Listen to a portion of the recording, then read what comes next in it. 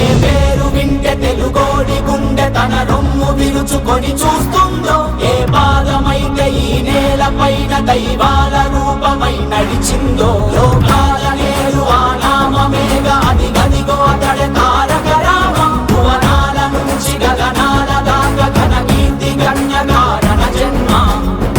ఎంత పుణ్యం చేసుకుందో వెండి తెర నిను కనగా, ఎంత కీర్తి పొందెనేమో పాత్రలే నీ కలతో.